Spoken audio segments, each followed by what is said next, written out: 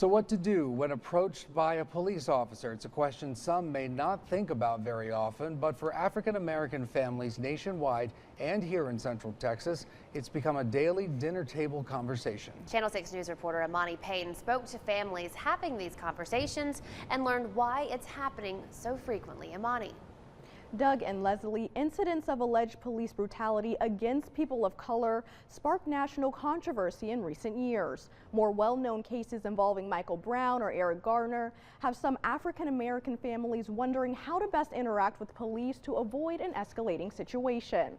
In this story, I talked to families who explain their take on race relations and policing and learn why this talk is something they say is necessary for survival. Oh my God, please don't tell me he's dead. Please don't tell me my boyfriend just went like that. It's a talk that's taken place for decades, passed down from father to son, mother to daughter. When I hear the word police, it makes me think that my life may not be in my own hands. Not the one about the birds and the bees, a more serious talk taking place between African American communities. Behind closed doors, the talk about how to act around police officers in hopes to make it home alive. 2 words can describe what it feels to be a black man in 2017. Justifiable homicide.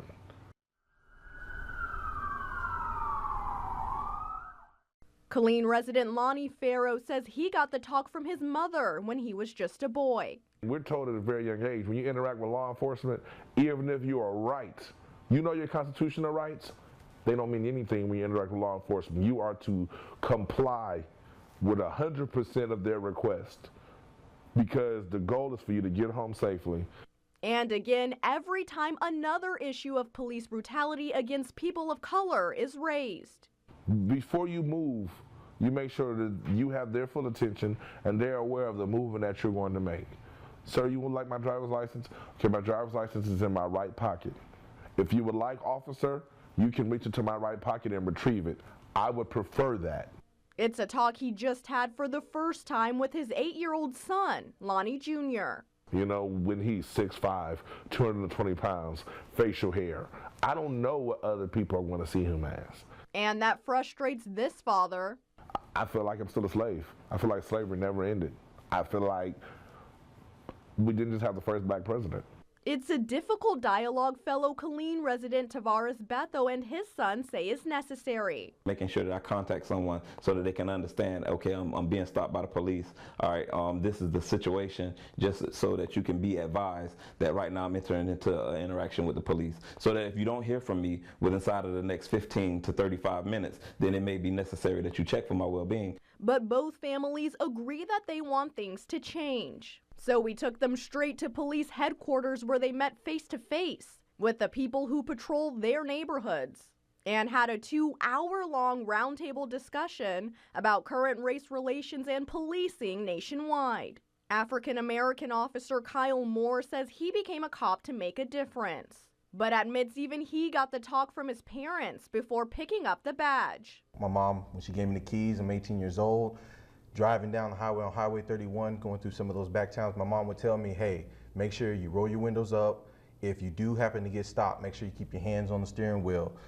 At times, the conversation got very heated. Ultimately, we have that ability now. We have to utilize that. As both sides fought to explain their experience. When the police pull me over, I am no longer a citizen. You know, red, white, and blue represents freedom until the police get behind you. You can ask any person of color. I don't want it to be like, okay, every situation is a life and death situation, but it is. It's life or death sometimes. I want to go home, he wants to go home, you want to go home, he wants to go home. But the discussion also proved to be a learning experience and created a safe space for positive, open dialogue. It ain't about me. It ain't about Reagan. It ain't about Oscar. It ain't about you. It's about us coming together so we can all have an understanding and move forward. How do we do that? By having open dialogue. Everyone involved says they don't want to be judged for their skin color or uniform, but rather be acknowledged as a human being. Something they've all agreed to try and set the example for in the community moving forward. Something else this group talked a lot about were solutions. They say programs like Shoot or Don't Shoot would help community members understand some of the split-second decision-making officers have to make while out in the field. The group also thinks a teen summit where younger kids can talk to officers on a regular basis could help nurture a positive relationship and cut down on misconceptions on both sides. Now, to see much more of the dialogue between the Killeen officers and the two families, visit our website. That's KCENTV.com. Doug and Leslie.